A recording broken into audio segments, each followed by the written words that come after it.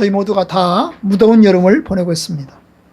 7월 기준으로 118년 만에 최고이고 7월 열대야 날짜도 1994년이 최고였는데 처음이었습니다. 갑작스럽게 집중호우로 인명피해도 발생하고 또 이제 온열 환자도 많이 생겨나고 있습니다. 세계 곳곳에 기상이변으로 재난이 일어나고 있어요. 북극의 빙하는 점점 녹고 있습니다. 노르웨이 기준으로 전체 면적 60%가 빙하기인데 이 빙하기 지역에 눈이 녹아서 하얀 눈이 있던 그 자리에 검은 산이 보인다고 합니다. 불과 2, 3년 만에 빙하가 200m 가까이씩 계속해서 줄고 있습니다. 이제는 지구온난화 시대가 아니라 지구 가열화 시대라고 이제 말할 수 있습니다. 이렇게 지구 가열화가 되면 학자들 간에는 앞으로 63년에서 75년 사이에 종말이 올 것으로 예측하는 사람들도 있습니다. 우리에게는 먼 미래지만 어쨌든 이렇게 말하는 사람들이 있는 겁니다.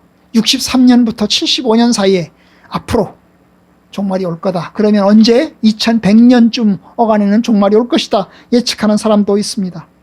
물론 그것이 맞을지는 그때 가봐야 알겠습니다만은 어쨌든 우리가 이러한 기후위기 시대에 하나님 말씀이 무엇을 말하는지 그리고 우리가 어떻게 살아야 되는지를 함께 오늘은 생각해 보고자 합니다. 아시는 대로 하나님께서 세상을 만드실 때는 완전하게 균형 잡히게 만들었습니다. 하나님이 빛을 만드셨고 그리고 궁창을 만드셨습니다. 하늘과 땅으로 구분하셨고 그리고 해와 달을 만드셨습니다. 그리고 낮과 밤을 분리시키셨습니다.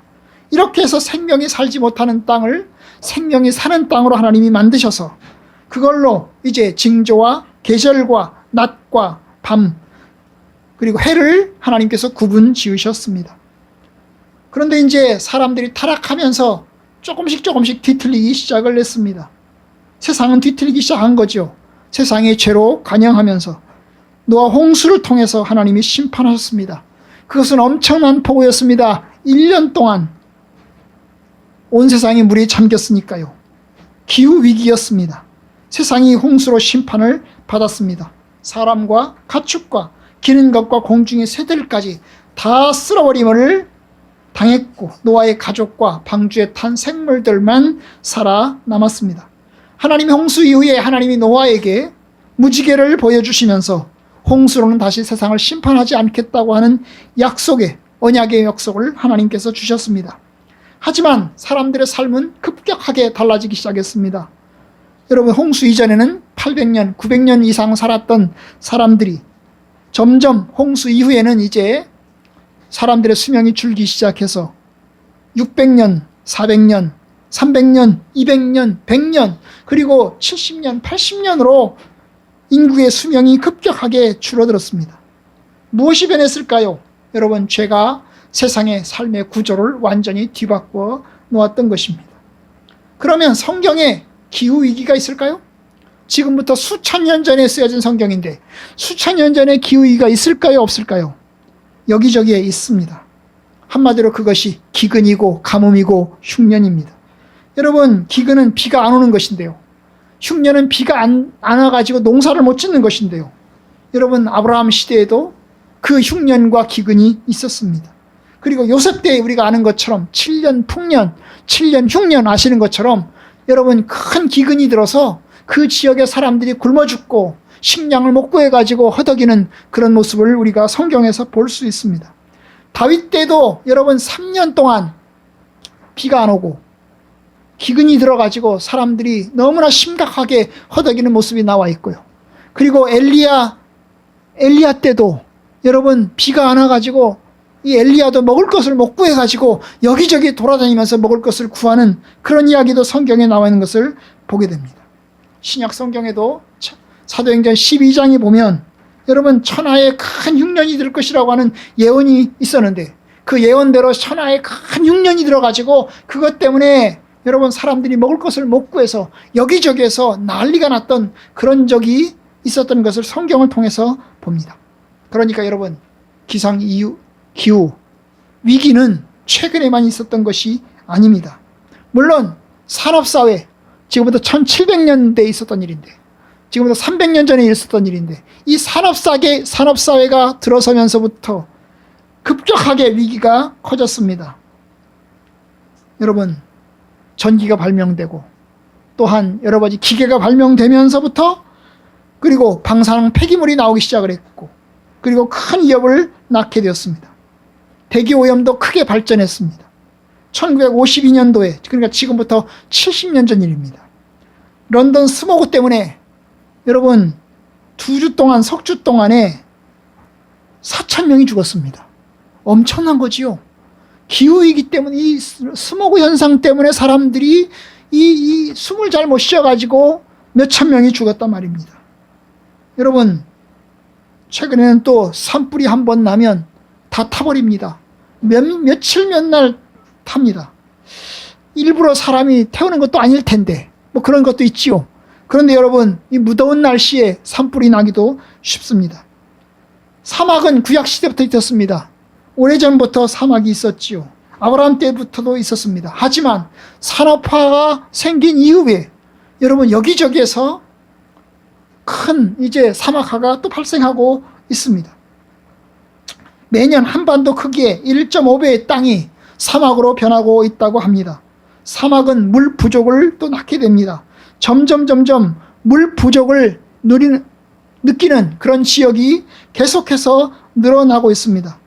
기상기후로 얼음도 여기저기서 녹아서 점점 해수면이 상승하고 있는 것을 보게 됩니다. 여러분, 그 책임이 어디 있을까요? 사람들은 이야기했어요. 지금보다 30년 전, 40년 전에 이야기했어요.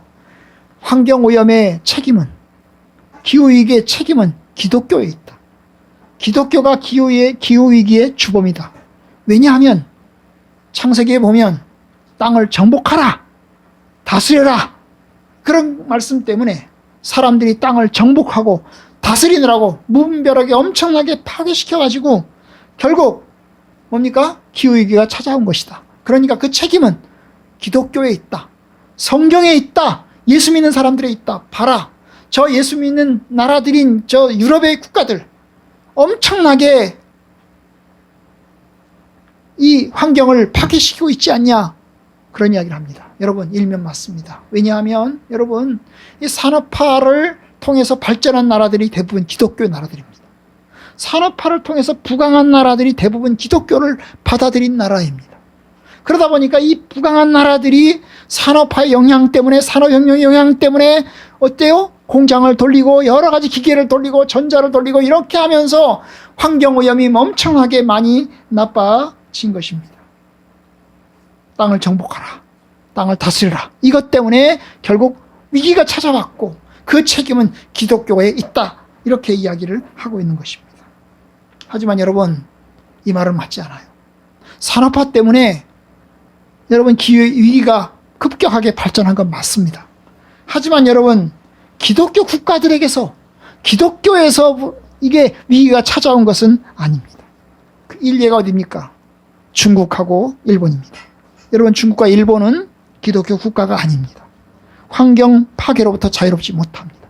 전 세계 이 기후위기 환경 파괴의 절반이 미국과 중국, 이 두 개의 나라에서부터 확대가 됩니다. 여러분, 전 세계의 기후위기의 절반이 중국과 미국에서부터 이게 확대가 되는 거예요. 그런데 여러분, 미국은 아시는 대로 기독교 국가죠. 근데 중국은 기독교 국가가 아닙니다. 그러니까 여러분, 기독교에서 위기가 생겼다, 기후위기가 생겼다, 이렇게 말할 수가 없는 겁니다. 심지어 기독교가 생겨나기 이전에 환경 파괴도 심각했습니다. 여러분, 기독교가 등장하기 전에 그리스 철학자인 플라톤은 기독교가 생기기 전에 철학자입니다. 그런데 이 플라톤은 아테네의 산림을 이제 벌목하는, 나무를 잘라내는 것에 대해서 심각하게 이야기를 했습니다. 그 당시에 왕궁을 짓기 위해서, 그리고 신전을 짓기 위해서, 그리고 여러 가지 공공건물을 짓기 위해서 필요한 대리석과 나무들을 얻기 위해서 산들을 엄청나게 훼손을 한 것입니다. 바로 플라톤은 그것을 이야기를 했어요. 엄청나게 나무가 훼손되고 있고, 그리고 엄청나게 살림이 파괴되고 있다. 이것을 플라톤이 이야기를 했습니다. 그러니까 여러분, 이것은 피조물을 다스려라, 땅을 정복하라는 하나님의 명령 때문에 생겨난 것이 아닙니다. 그러면 그 원인은 뭘까요? 그것은 바로 인간의 욕심 때문입니다. 인간의 욕심 때문에 결국 환경 파괴가 생겨나고 기후위기가 생겨나는 것입니다. 타락한 인간은 여러분 욕심을 가지고 있습니다. 더 많은 소유를 갖고 싶어 합니다. 더 행복하게 살고 싶어 합니다. 더 멋있게, 더 크게 짓고 싶어 합니다. 삶의 풍요를 누리고 싶어 합니다. 즐거움을 얻고 싶습니다. 쾌락을 누리고 싶습니다. 그래서 이것이 더 많은 쾌락과 더 많은 즐거움과 편리를 위해서 결국 어떻게 합니까? 이 기후위기를 만들어내는 것입니다. 그걸 좋은 말로는 경제성장이라고 합니다. 우리식으로 말할 때 경제성장이라고 하는 것입니다. 여러분, 경제성장, 그것은 한마디로 말하면 죄에 대한 욕망이고 힘에 대한 욕망인 것입니다. 더욱더 편리하게, 더욱더 많은 것을 얻고자 하기 위해서 여러분, 사람들이 욕심을 내어서 이루어지는 것입니다. 성경은 말합니다. 은을 사랑하는 자는 은으로 만족하지 못하고 풍요를 사랑하는 자는 소득으로 만족하지 못하나니. 한마디로 말하면 돈으로 만족 못하고 부유함으로 만족하지 못한다는 겁니다. 사람은 만족하지 못합니다. 계속해서 가지려고 합니다. 여러분, 이 욕심이 개인적으로는 개인적인 소유와 개인적인 부와 개인적인 편리이지만 여러분, 국가적으로 가면 그것이 국가적인 팽창력과 정복욕구로 나타납니다. 그래서 다른 나라를 침략하고 다른 나라를 공격하고 식민지를 삼습니다. 여러분, 그 예가 바로 바벨탑입니다. 여러분, 이 바벨탑, 창세기 11장에 나오는 10장에 나오는 이 바벨탑은 사람들이 하나님까지 가고 싶어하는 그 욕망을 보여주는 것입니다. 하나님까지 가고 싶어하는 그 욕망이 여러분, 그것이 바벨탑으로 나타난 것입니다. 국가적인 욕망이 뭘까요? 일본의 대동아 공영, 중국의 동북아 공정, 이 모든 것이 다 국가적인 욕망인 것입니다. 식민지를 삼고 나라를 점령해서 우리가 이렇게 땅을 점령했다. 이것이 인간적인 욕망입니다. 영국이 해가 지지 않는 나라라고 했습니다. 그 말은 뭡니까? 여기저기에 식민지가 있어가지고 여기저기에다가 식민지를 만들어가지고 어디 가나 영국이 있다는 겁니다. 여러분, 그것이 인간의 욕망이고 인간의 죄악인 것입니다. 그런데 여러분, 하나님은 교만한 자를 심판하십니다. 칼 쓰는 자는 칼로 망한다고 하였습니다. 원래 경제라고 하는 것은 본래 전략하고 잘 관리해서 생활하는 것입니다. 여러분, 가족들이 잘 살기 위해서 절약을 해야죠. 소득보다 더 많이 쓰면 안 됩니다. 소득보다 더 적게 쓰면서 절약하고 저축해서 사는 겁니다. 이것이 경제적인 것입니다.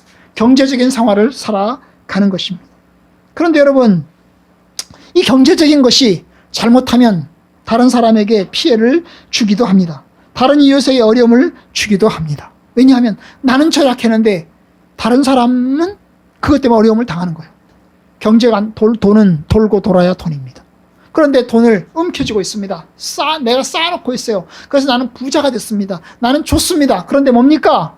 경제는 돌지 않아서, 돈은 돌지 않아서 결국 뭐예요? 막히는 것입니다. 막혀요. 그래서 결국 이제 하나님의 뜻은 돈은 돌고 돌아야 돈이다. 이것이 하나님의 뜻입니다. 그런데 여러분, 이게 돌고 돌아서 쓰면 또 그것이 사치가 되고 또 낭비가 되지 않습니까? 결국 이것 때문에 여러 가지 부작용을 또 만들어내는 겁니다. 참 쉽지 않은 것 같습니다. 아껴도 문제고 써도 문제고 그렇습니다. 여러분, 아까 말씀드렸던 대로 기후위기의 책임은, 그 책임의 80%는 미국과 중국이 차지합니다. 여러분, 이산화탄소 배출량의 절반이 미국과 중국에서 나옵니다. 온갖 쓰레기도 그들에게서 나옵니다. 오염은, 재난은 국경선을 넘어서 다른 나라에까지 흘러갑니다. 어느 한 곳에서 방사능 문제가 생기면 이것이 다른 나라에까지 옮겨져 가는 것입니다. 그러니까 여러분, 이게 쉽지 않습니다. 해결하려면 어떻게 해야 되죠? 제로 성장을 해야 됩니다. 제로 성장이라는 게 뭐예요? 성장하지 않는 겁니다. 성장하지 않아야 됩니다. 그런데 여러분, 만약에 정치가가 제로 성장하지 않는 정책을 사용해서 대통령이 돼서 다스리면 사람들에게 인기를 얻지 못합니다. 사람들은 성장해야만 된다고 생각합니다. 더 성장해야 된다. 더 성장해야 된다. 우리가 더 많은 이익을 얻어야 된다. 더 많이 수출하고 더 많이 얻어서 더 많이 돈을 얻어서 우리가 더 부강해져야 된다고 이야기를 합니다. 근데 여러분, 한쪽에서 부강해지면 다른 한쪽은 약해지는 겁니다. 약해지는 거예요. 내가 이익을 보면 손해보는 사람이 어디엔가 있게 마련인 것입니다. 그래서 여러분, 이게 쉽지 않은 거예요. 호랑이 등에 올라탄 것처럼 호랑이 등에서 내릴 수가 없는 겁니다. 제로 성장을 용납할 수 없는 겁니다. 경제 성장을 더 많이 해야 됩니다. 더 해야 됩니다. 경제 성장을 위해서 열심히 노력해야 됩니다. 여러분, 이게 기후위기를 만들어 냅니다. 자연 파괴는 계속될 수밖에 없는 것입니다. 우리의 삶을 봅시다. 저도 그렇고 여러분들도 그렇습니다. 참으로 편리를 알게 됐습니다. 스마트폰 기술 때문에 유익이 있습니다. 그런데 여러분, 스마트폰이 환경을 파괴시키는 것도 있습니다. 여러 가지 이 스마트폰을 만들기 위해서 쓰는 재료들, 그리고 스마트폰을 만들기 위한 그 테크놀로지 기술들을 만드느라고 엄청나게 공장을 가동시키고 그것 때문에 환경 파괴가 일어나는 겁니다. 여러분, 사람이 만든 기술은 편리도 주지만 범죄도 일으킵니다. 여러분, 유튜브 때문에 얼마나 편합니까? 그냥 전 세계의 소식들을 곳곳이 다 알게 됩니다. 그런데 청소년들은 유튜브 때문에 망가지고 있습니다. 이 토스뱅크 때문에, 게임 때문에 범죄가 엄청나게 늘어나고 있어요. 그래서 학부모들은 청소년들은 유튜브 못하게, 게임 못하게 해야 된다. 핸드폰 못 가지게 해야 된다. 이렇게 주장하는 분들도 생겨나고 있습니다. 하나님께서 아담과 하와에게 선악을 알게 하는 나무 열매를 먹지 말라고 하셨습니다. 그런데 불순종하고 먹었습니다. 왜 먹었습니까? 하나님이 명하지도 않은 것을 왜 먹었습니까? 사람 되고 싶어서입니다. 하나님 되고 싶어서입니다. 더 편리하고 살고 싶어서입니다. 더 멋있게 살고 싶어서, 더 기쁨을 누리고 싶어서입니다. 여러분, 윤리적으로는 옳은데, 하나님이 하지 말라 순종하는 것이 윤리적으로는 옳은데, 여러분, 그걸 만족하지 못합니다. 하려고 합니다. 하나님이 하지 말라고 한 그 선을 넘어서서 더 하려고 합니다. 이것이 우리 인간의 연약함입니다. 우리의 부족함인 것입니다. 사람들은 더 편리하게, 더 잘나고, 더 소유하고, 더 많이 누리고 싶어 합니다. 그런데 그것이 여기저기에 고통을 가져다 주는 것입니다. 윤리적으로는 옳은데, 도덕적으로는 옳은데, 여러분, 그것을 벗어나서 하고 싶어 합니다. 그래서 세상의 기준이 바뀝니다. 하나님의 명령 때문에 죄가 되는 것인데, 이제 사람들은 그 기준을 바꿔서 하나님의 명령 때문에 죄가 되는지가 아니고, 우리에게 편리하면 그것은 죄가 안 될 수도 있고, 우리의 쾌락과 우리의 육신을 만족시키면 그것이 죄가 되지 않을 수도 있고, 뭐 이렇게 바뀌어 가는 것입니다. 그러니 여러분, 인간의 죄와 인간의 욕심이 있는 이상 환경 파괴는 필연적이고 기후위기는 필연적으로 생겨날 수밖에 없습니다. 저희 집도 그런 것 같습니다. 저희 집도 10년 전과 지금을 비교하면 쓰레기량이 많이 늘었습니다. 10년 전과 지금 비교하면, 저희 결혼 신혼 때와 지금을 비교하면 엄청나게 쓰레기량이 많아졌습니다. 그 당시에는 우리가 아기 낳았을 때는 다 기저귀를 손으로 다 빨았습니다. 그죠? 다 빨아서 천해가지고 기저귀를 다 빨았었습니다. 요새 젊은 사람들이 천으로 기저귀 해가지고 빨아서 쓴다는 소리 들어본 적이 없습니다. 그러니 엄청나게 파괴가 생겨날 수밖에 없는 거예요. 그 끝은 뭘까요? 그 끝은 종말입니다. 지구의 차원에서 인류의 최후의 날이 올 수 있는 것입니다. 어떤 학자들은 이야기합니다. 여기저기에 환경 파괴가 일어나고, 그러면 결국 지구의 종말은 올 수밖에 없다. 아까 말했던 것처럼 63년부터 75년 사이에, 그 사이에 지구의 종말이 올 수도 있다고 하는 예견이 나오는 것입니다. 여러분, 성경은, 하나님 말씀은 현대 세계와 종말을 이야기합니다. 뜻이 하늘에서 이루어질 것 같이 땅에서도 이루어지이다. 땅에서 이루어지는 날이 언젠지 알 수 없습니다. 하나님의 뜻이 이루어지는 날이 언젠지 알 수 없습니다. 그런데 여러분, 종말이 옵니다. 끝은 오는 것입니다. 그것이 태양열로 인해서 지구가 가열돼 가지고 대폭발로 일어날는지 알 수 없습니다. 성경이 말하는 바는 주 예수님이 오시는 날이 역사의 끝이라는 것입니다. 그래서 역사의 끝은 온다고 성경은 일어나고 있어요. 물론 그것이 지구의 파괴는 아닙니다. 주님이 오심으로 이루는 세상은 이 세상을 파괴시키는 것이 아닙니다. 새하늘과 새 땅이 이루어지는 것인데 그것은 변화되는 것입니다. 마치 우리가 썩을 몸이 썩지 않을 몸으로 바뀌는 것처럼, 죽을 몸이 죽지 않을 몸으로 바뀌는 것처럼, 우리 부활의 몸이 변화되는 것처럼 하나님께서는 이 지구와 세상을 변화시켜서 균형 잡힌 세상으로 하나님께서 만드신다는 것입니다.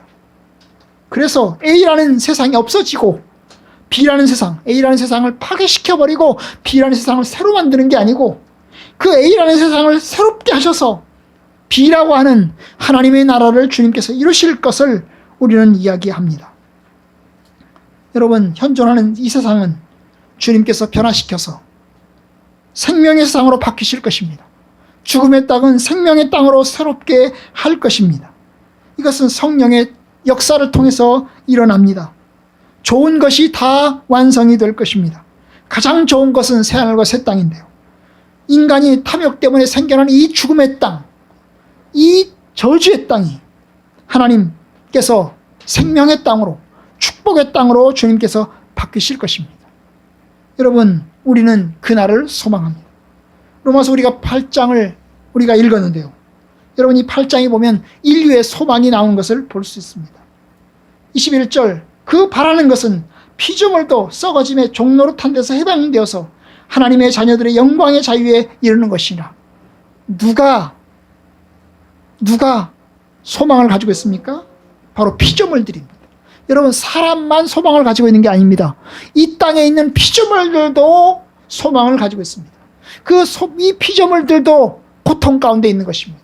사람들만 고통 가운데 있는 게 아닙니다. 피조물들도 고통 가운데 있습니다. 사람 때문에 이 기후가 바뀌면서 피조물들도 고통 가운데 처할 수밖에 없었는데, 여러분, 이 피조물들도 어땠어요? 썩어짐의 종노릇한 데서 해방되어가지고 하나님의 자녀들처럼 영광의 자유로운 세상, 복된 세상을 소망하고 있는 것입니다. 그래서 22절, 피조물이 다 이제까지 함께 탄식하며 함께 고통을 겪고 있는 것을 우리가 아니라. 사람들만 고통당하는 게 아니고 피조물들도 고통당하고 피조물들도 괴로움을 당하고 있다는 겁니다. 23절, 그뿐 아니라 우리 곧 성령의 처음 익은 열매를 받은 우리까지도, 이 사람이죠. 예수 믿는 사람들, 우리 성도들 또 뭘래요? 속으로 탄식하여 양자될 것, 우리 몸의 속량을 기다리느라. 다시 말하면 이게 뭡니까? 하나님의 자녀가 되어서 우리 몸이 어때요? 해방되어서 죽을 몸이 죽지 않을 몸으로, 썩을 몸이 썩지 않을 몸으로 구원받는, 이 속량이라는 게 구원이거든요. 완전한 우리 몸의 구원을 기다린다는 겁니다. 여러분, 이게 우리의 바람이에요. 피조물들도 소망하고 있고 우리 사람들도, 구원받은 주의 성도들도 소망하고 있습니다. 여러분, 우리는 이것을 소망이라고 합니다. 24절, 우리가 소망으로 구원을 얻었음에 보이는 소망이 소망이 아니니 보는 것을 누가 바라리요. 우리는 현재 그 소망이 이루어지지 않은 채 있어요. 여전히 고통하고 있고 고통당하지 않는 세상, 고통당하지 않은 우리의 몸을 기다리고 있는 것입니다. 그래서 25절, 만일 우리가 보지 못하는 것을 바라면 참음으로 기다릴 것이니라. 결국 우리가 해야 될 게 뭐예요? 참음으로 기다려야 된다는 거죠.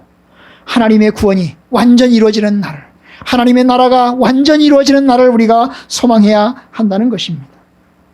여러분, 그렇습니다. 우리는 하나님의 나라를 소망합니다. 예수 믿는 저와 여러분들도 하나님의 나라를 소망합니다. 온전한 질서와 온전한 해방이 이루어지는 그 날을 소망하는 것입니다. 여러분, 하나님은 살아계십니다. 신명기서 29장 29절 우리가 읽었는데요. 여러분, 신명기서 29장 29절을 보면 이렇게 이야기합니다. 감추어진 일은 오직 하나님 여호와께 속하였거니와 나타나는 영원히 우리와 우리 자손에게 속하였나니 이는 우리에게 이 율법의 모든 말씀을 행하게 하려 하심이라. 여러분, 신명기서 29장이 말하는 것은 뭡니까? 하나님은 능력자라는 겁니다. 하나님은 절대적인 존귀하신 하나님이라는 겁니다. 여러분, 하나님은 존귀하십니다. 능력자이십니다. 세상을 주관하시고 다스리시는 하나님이십니다. 그렇기 때문에 여러분, 피조물이 아닙니다. 우리와 같은 피조물이 아닙니다. 하나님은 창조주이십니다. 모든 것을 다스리시고 모든 것을 주관하시는 하나님이십니다. 그런데 그 주관하신 하나님, 창조주신 하나님, 모든 것을 다 하시는 그 하나님께서 우리 피조물에게 모든 것을 다 알려주지 않는다는 겁니다. 모든 걸 다 보여주지 않는다는 겁니다. 일부만 보여주신다는 거예요. 그래서 여기 이야기합니다. 여러분, 보여주지 않은 것, 숨겨진 것은 누구에게 속했다고요? 하나님께 속한 것입니다. 우리는 그것을 다 알 수가 없습니다. 하나님의 섭리와 하나님의 작정과 하나님의 계획을 우리는 다 알지 못합니다. 다만 우리는 뭘 합니까? 하나님을 예배합니다. 모르는 가운데서, 하나님의 뜻을 다 알지 못하는 가운데서 우리는 높으신 하나님, 존귀하신 하나님을 예배합니다. 여러분, 욥이 고난받을 때 욥이 왜 고난을 받는지 욥은 몰랐습니다. 하늘의 천사야, 하늘나라에서 하나님과 마귀가 서로 언쟁하고, 그리고 마귀가 하나님께 욥을 고발하고, 그래서 하나님이 욥을 시험하기 위해서 고난이 오는 것을 그는 몰랐습니다. 하나님과 마귀 사이의 대화와 그리고 고발과 변호를 몰랐습니다. 우리들도 그렇습니다. 우리에게 일어나는 많은 일들 우리는 모릅니다. 우리에게 왜 이와 같은 고난이 오는지, 우리에게 왜 이와 같은 어려움이 오는지 우리는 알지 못합니다. 다만 어때요? 받아들일 따름입니다. 하나님을 경외할 따름입니다. 오직 하나님의 크심과 하나님의 존귀하심과 절대자이심을 우리가 인정하고 하나님을 예배할 따름입니다. 여러분, 우리는 하나님을 다 몰라요. 우리는 아는 것만큼만 압니다. 하나님이 보여주신 것만큼만 봅니다. 그것을 전문적인 용어로, 죄송합니다, 계시 의존 사색이라고 합니다. 계시 의존 사색. 하나님의 계시라는 게 뭐예요? 하나님 보여준 거죠. 하나님이 보여주신 것에 의존해서 생각한다. 사색, 생각한다는 거예요. 하나님이 보여주신 것만, 그것만 생각해서 생각한다는 거예요. 하나님 보여주지 않는 것. 여러분, 성경에서 하나님의 계시를 보여주었습니다. 하나님의 특별한 계시, 구원의 계시를 보여줬습니다. 그런데 하나님이 다 보여주셨느냐? 아닙니다. 우리는 다 모른 채로 그냥 삽니다. 여러분, 우리가 우리 자녀들을 키울 때, 부모가 자녀들을 키울 때, 부모가 모든 걸 세세히 다 얘기해 줍니까? 안 해주죠.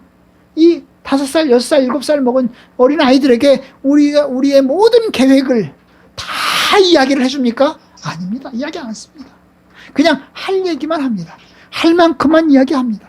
부모는 계획을 가지고 있어요. 의도를 가지고 있습니다. 우리 자녀를 어떻게 해야 좋을지, 어떻게 해야 잘 키울 수 있을지 생각합니다. 그리고 조금씩 보여주면서 따라오라고 이야기합니다. 내 말 순종해. 내 말 따라와. 그러면 너는 복 받을 수 있어. 너는 성공할 수 있어. 이야기하는 겁니다.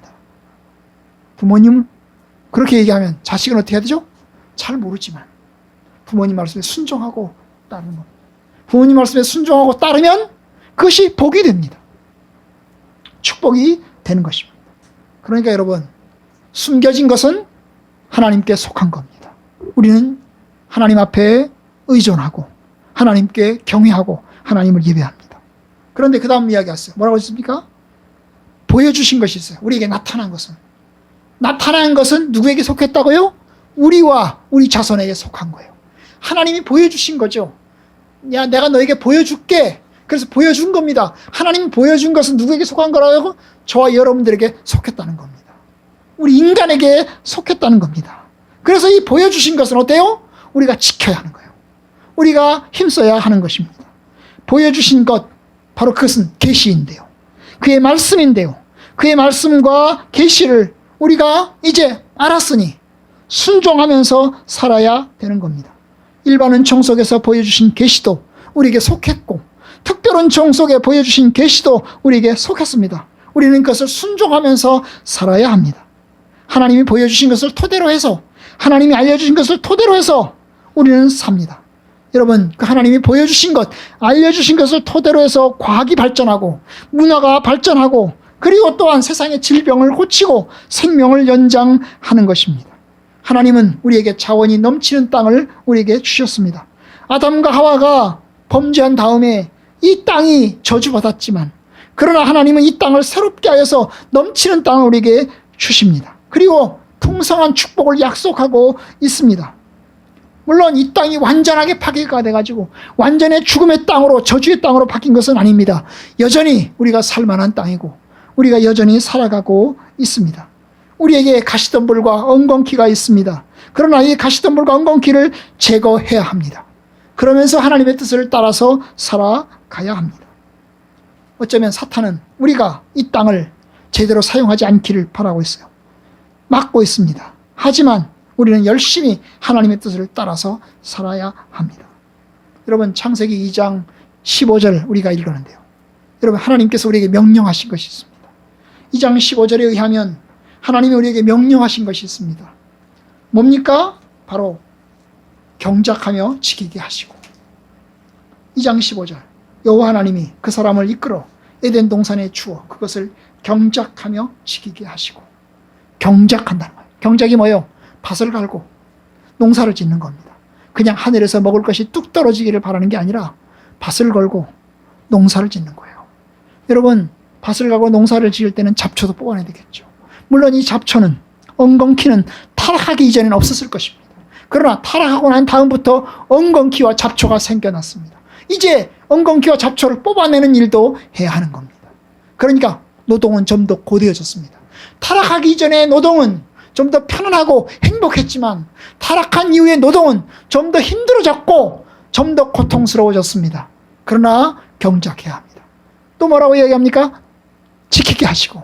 지킨다는 거예요. 지킨다는 게 뭡니까? 파괴되지 못하도록, 더 이상 파괴되지 못하도록 우리가 막아내야 된다는 겁니다. 여러분, 그래요. 그래서 이제 여러분, 파괴되는 것을 막아야 합니다. 사람들이 교통신호를 만들어서 질서를 지키게 하고, 그리고 또한 배기가스 때문에 대기오염이 나빠진 것을 막기 위해서 여러 가지 엔진에, 자동차 엔진에 대기오염을 막는 여러 가지 기술을 접목시키는 것도 지키는 것의 일종입니다. 쓰레기 분리수거를 통해서 재활용 쓰레기를 분리수거하는 것도 여러분, 하나님의 뜻에 합당하고, 그리고 쓰레기로 모여진 난지도 같은 산에다가 공원을 만드는 것도 여러분, 합당한 방법 중에 하나입니다. 그러니까 여러분, 우리가 할 수 있는 만큼은 해야 됩니다. 물론 우리가 한다고 해서 이 땅이 지켜지느냐, 우리가 한다고 해서 이 땅이 완벽하게 지켜지느냐, 그건 보장하지 못합니다. 우리는 다만 하나님의 청지기로서 명령받은 하시는 그 말씀 따라서 우리는 경작하면서 지켜야 합니다. 엉겅퀴도 뽑아내고 잡초도 뽑아내고, 그리고 또한 이 땅이 아름다운 땅으로 좀 더 있을 수 있도록, 우리 후손들이 살 수 있는 땅으로 좀 더 있을 수 있도록 우리가 지켜내는 일을 해야 합니다. 자원도 좀 아끼고, 웬만하면 자원도 좀 아끼는 삶을 살아야 합니다. 웬만하면 자동차 대신에 자전거도 좀 타고, 그 다음에 자동차 대신에 걷는 것도 좀 더 하고, 이러면서 아껴내야 하는 겁니다. 물론 우리의 노력은 한계가 있을 것입니다. 아무리 최선을 다하지만 여전히 여러분, 우리의 노력은 한계가 있어요. 우리가 아무리 기후위기를 없애려고 해도 없앨 수가 없을 겁니다. 왜냐고요? 인간의 욕심이 우리에게 있잖아요. 편리한 삶을 추구하고 싶은 우리의 마음이 여전히 있잖아요. 그러니 여러분, 쉽지 않을 거예요. 어려울 겁니다. 아마 불가능할 겁니다. 하나님 앞에 기도하고 마지막 날을 소망하는 것입니다. 우리에게 소망이 있습니다. 기다림의 소망이 있는 거예요. 비록 이 땅이 기후위기 때문에 어려움을 당해도 하나님이 새롭게 하실 것이니 우리가 그것을 소망하면서 믿음으로 사는 겁니다. 기후위기가 클수록 하나님의 은혜와 구원이 속히 이루어지기를 열심히 기도해야 합니다. 더 많이 환경오염이 파괴될수록 하나님께서 주의 날이 속히 이루어질 수 있도록 열심히 기도하고 열망해야 합니다. 주님께서 모든 것을 완벽하게 하실 것이니, 그리스도의 오심으로 새하늘과 새 땅을 만드실 것이니 우리가 그날을 소망하는 거예요. 주님, 속히 하나님의 나라가 이 땅에 이루어지게 하옵소서. 속히 주님의 뜻이 이 땅에서도 이루어지게 하여 주옵소서. 저와 여러분들이 기후위기 시대를 삽니다. 한편으로는 믿음과 소망으로 살고, 한편으로는 이 땅에서 청지기로 삽니다. 한편으로는 나그네처럼 사는 거예요. 이 땅은 우리가 지나가는 겁니다. 하나님의 나라가 이루어집니다. 하나님의 나라에 갑니다. 한편으로는 청지기로 사는 겁니다. 우리에게 주어진 날 동안 우리가 최선을 다해서 지키는 거예요. 완벽하게 지킬 수는 없겠지만 우리의 할 수 있는 만큼 해야 하는 겁니다. 우리가 정부에다가 기후위기를 지키도록 여러 가지 압력을 넣어야 합니다.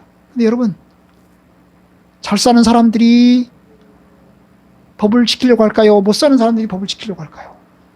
못 사는 사람들이 법을 지켜요. 잘 사는 사람들이 법을 안 지켜요. 기후위기를 봅시다. 기후위기를 보면요, 기후위기를 제일 안 지키는 나라가 어디일까요? 어디입니까? 잘 사는 나라들입니다. 못 사는 나라들은 기후위기 지킬 것도 없어요. 말 것도 없어요. 그런데 잘 사는 나라들은 기후위기를 지켜야 되는데 안 지켜요. 안 지켜요. 안 지킵니다. 왜요? 편리한 걸 포기할 수 없어요. 부를 포기할 수 없어요. 쾌락을 포기할 수 없어요. 그래서 안 지킵니다. 이것이 우리의 죄입니다. 저와 여러분들은 잘 사는 나라에 속해 있습니다. 우리는 잘 사는 나라에 속해 있어요. 그리고 잘 사는 문명의 길을 누리고 있습니다. 지하철, 버스, 자동차,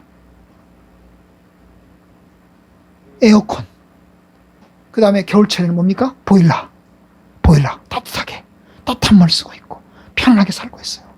우리는 그 속에 살고 있어요. 우리의 연약함, 우리의 죄도 있는 겁니다. 그러니 우리의 부족함을 회개하면서 하나님의 뜻 안에서 조금 더 불편한 삶으로, 좀 더 불편한 삶으로 우리가 걸어가야 합니다. 예수님의 제자들에게 말씀하신 것처럼 너희들이 넓은 길로 가지 말고 좁은 길로 가라. 좁은 문으로 들어가라. 이 좁은 문이 바로 좀 더 불편하고, 좀 더 절제하고, 좀 더 하나님의 뜻 안에서 우리의 자손들에게 좀 더 좋은 땅을 남겨주기 위한 노력으로 나타나야 합니다. 우리 성악교 성도들이 이 땅에서 하나님의 선한 뜻을 이루기를 주님의 이름으로 축복합니다.